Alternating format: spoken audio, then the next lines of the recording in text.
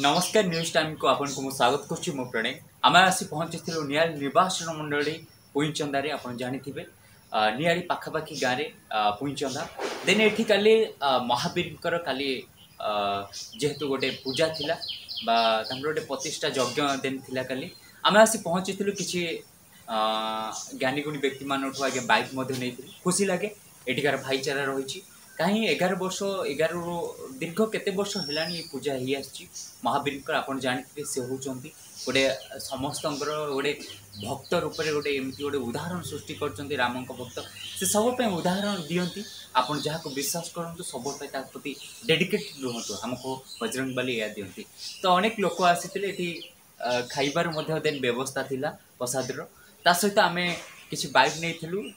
आ बहुत विज्ञ व्यक्ति माने आगे आसे पहुँची कौन बाइट मध्यम शुणी पारे खुशी लगे ये जो भाईचारा रही माटीर बासना माटीपाई भगवान को जो कर आग को लेकिन परिवर्तन करने जो रखिंट भक्त मैंने अशेष धन्यवाद आपड़ एमती आग को जातु जो रही पुईचंदा गाँव एठिकार गाँव लोक मैंने सपोर्टेड आउ एठिकार सब संस्कृति के भल पाती आउ निज माटी किसी करने सब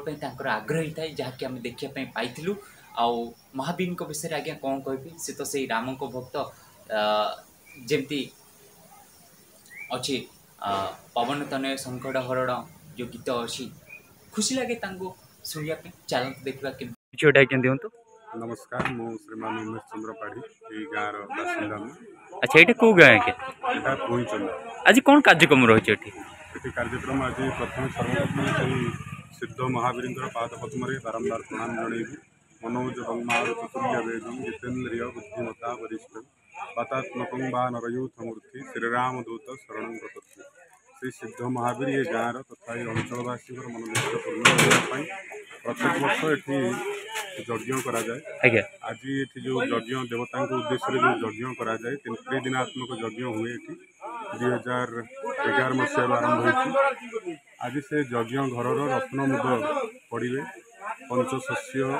विभिन्न धातु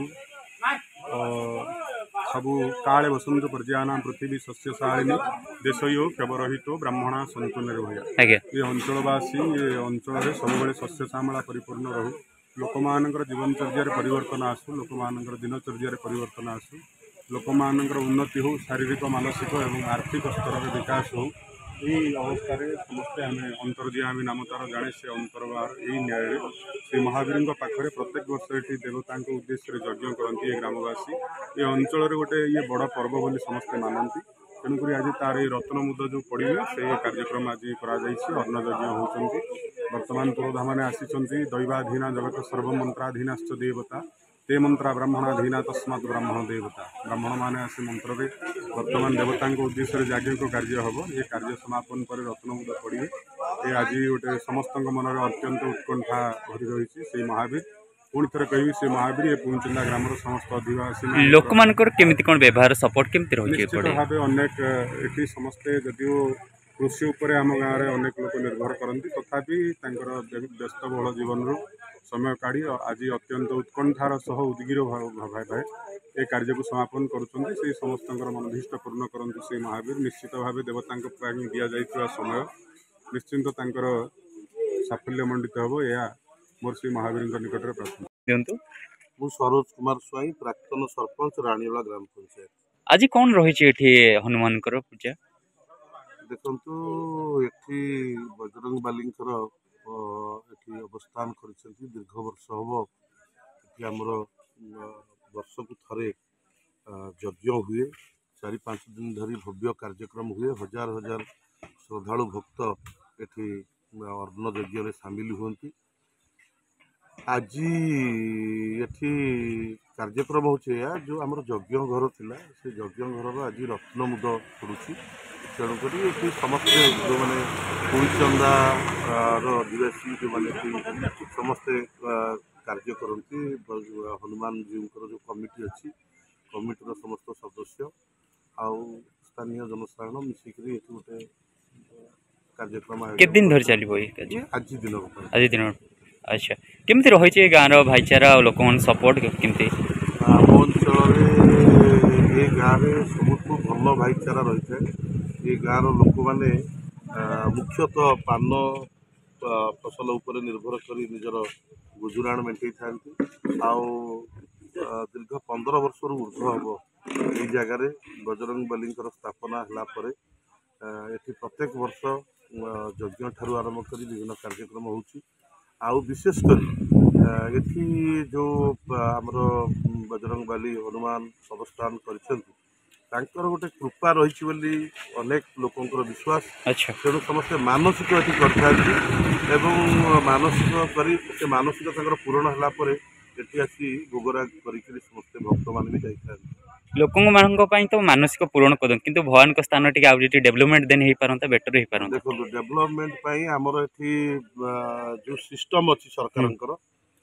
जो जगह अच्छी से जगहटी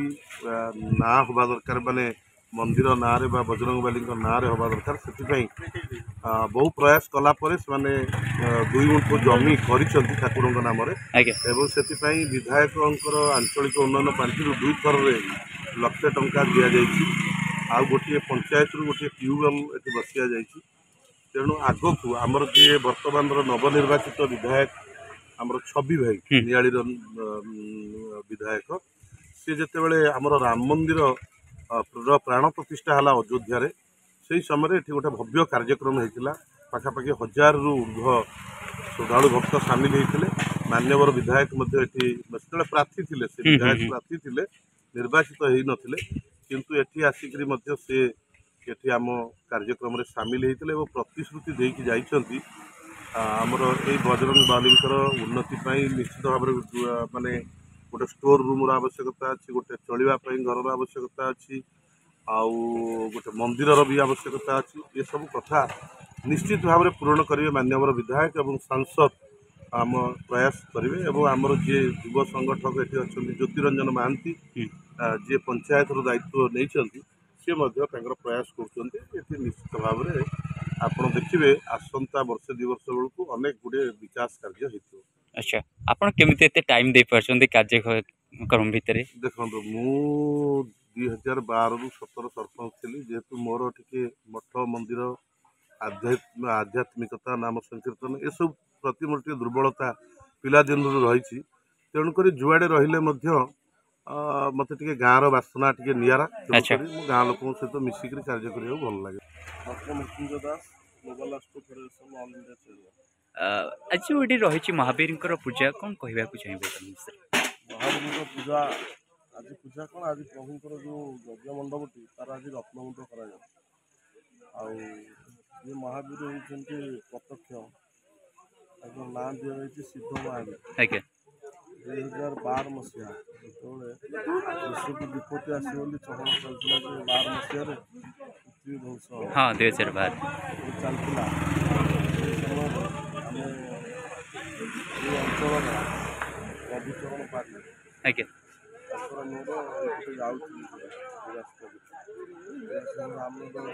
होती स्वामीजी महाराज हनुमंत सागर गुरुजी निर्देश क्रम अनेक गुड़े हनुमंत पीठ सब पुनरुद्धार करा जाउछि गोटे जीवा समय प्रभु के ऊपर नजर पड़ा कहीं ऊर्जाटा आमको टाणी जाती अंचल पिला सहयोग ग्रामवासी सहयोग क्रमे ये प्रथम 2012 मसीह नववर्ष उपलक्षे सेपरी विश्व विपत्ति नाश यज्ञ ना दिया विश्व विपत्ति नाश तेणु से प्रभु जहाँ आशीर्वाद आज रही जाइए पछर पटे ठाकुर जहाँकि उत्तर कोण अनुकोण लोक पाखे पहुँचुं जदिव जो भाव में पहुँचा कथा पहुँच पारना तेणु ये से ठाकुर जी कि 2012 मसीहार आसुआ विपत्ति को उत्कलवासी उपकूल ओडिशा किसी प्रभाव न पड़ा रक्षा कर ठाकुर आ सिद्धि प्रदान करे जी जहाँ मानसिक कर जी जहाँ चाहिए जदि सत् चाहवाटा होता सत् तो निश्चित भाव में श्रीराम कृपा प्रभु सिद्ध महावीर कृपा निश्चित प्राप्त। अच्छा बाबा ये लोक मान व्यवहार केमती कौन रही लोक मान व्यवहार अति उच्चकोटर अति उन्नत इठिकार लोक मैंने ही ये जो देखुं आप आज उन्नति ये प्रथम ये गृह भी नथिले किसी नथिले केवल तुलसी बगीचा ठाकुर थे ग्रामवासी मान द्वारा स्थापित हुई हाँ ये अंचल गोटे समय ଯାହାକୁ କୁହନ୍ତି ବନ୍ୟା ପ୍ରପୀଡ଼ିତ ହେଉ ସେ ଦୃଷ୍ଟିରୁ ଦେଖାଯାଉ କିମ୍ବା ଆମେ ଯଦି ଦେଖିବା ଦୁର୍ଦାନ୍ତ ହିସାବରେ ଏ ଅଞ୍ଚଳ ବି ଗୋଟେ ସମୟ ଥିଲା ଦୁର୍ଦାନ୍ତ ବୋଲି ପ୍ରତିଷ୍ଠିତ ଥିଲା, କିନ୍ତୁ ପ୍ରଭୁଙ୍କର ଆଗମନ ପରେ ଏଠି ପ୍ରେମ ଭାବ ଆସିଯାଇଛି। ପ୍ରଭୁ ଯେତେବେଳେ ଆସିଛନ୍ତି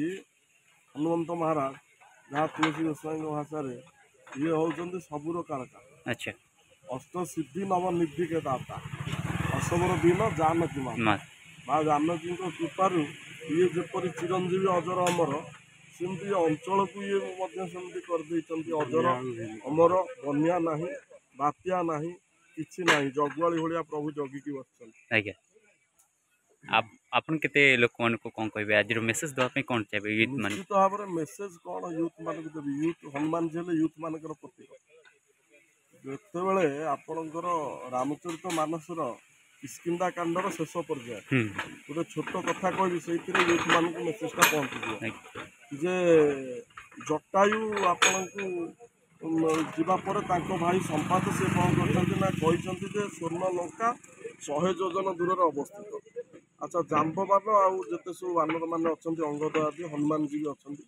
ସବୁ ଆଲୋଚନା ଚାଲିଛି କିଏ 100 ଯୋଜନ ପାର କରିବ। ଜାମ୍ବବାନ ପଚାରୁଛନ୍ତି, ତ ପ୍ରଥମେ ନଳ ନୀଳ ଏମାନେ ସବୁ କହିଛନ୍ତି କିଏ 20 ଯୋଜନ, କିଏ 50 ଯୋଜନ, କିଏ 70 ଯୋଜନ। ଅଙ୍ଗଦଙ୍କୁ ପଚରା ହେଇଛି, ଯୁବରାଜ ବାଳିପୁତ୍ର ଯୁବରାଜ କହିଲେ ମୁଁ 100 ଯୋଜନ ପାର କରି ଯିବି କିନ୍ତୁ ଫେରି ପାରିବି। ତ ହନୁମାନଜୀ ଯିଏ ପାରିବାର ଲୋକ ସିଏ ପଛରେ ବସିଛନ୍ତି। ତ ତାଙ୍କୁ ଜାମ୍ବବାନ ପଚାରୁଛନ୍ତି, ହନୁମାନଜୀ ତୁମେ ତ ସବୁ ଜାଣିବାର ଲୋକ, ତୁମେ ପଛରେ କାହିଁ ବସିଛ? ନା ମୁଁ କ'ଣ ପାରିବି, ମୁଁ ଛୋଟିଆ ଯୁବଟିଏ, ମୋର ତାକତ କ'ଣ ଔକାତ କ'ଣ, ମୁଁ କ'ଣ ପାରିବି? ମାନେ ଏଇଠି ଗୋଟେ ମେସେଜ ରହୁଛି, ଯୁବକମାନଙ୍କୁ ମୋର ମେସେଜ ରହିବ, ଆପଣଙ୍କ ପାଖରେ ସର୍ବ ସୁବିଧା ବା ସବୁ ପ୍ରକାର ପାରିବାର ପଣିଆ ଥିଲେ ବି ଆପଣ ସଦାସର୍ବଦା ନମ୍ର ହେବାକୁ ଚେଷ୍ଟା କର, ଡାଉନ୍ ଟୁ ୟାର୍ଥ ହେବାକୁ ଚିନ୍ତା କର, ଯେଉଁଟାକି ପ୍ରଭୁ ସେଇଠି ପରିଚୟ ଦେଇଛନ୍ତି। ସେତେବେଳେ ଜାମ୍ବବାନ ମନେ ପକାଇ ଦେଇଛନ୍ତି। ଜାମ୍ବବାନ ତାକୁ ଚେଷ୍ଟା କରୁଛନ୍ତି ଯେ କ'ଣ ପ୍ରକାରର ମାନେ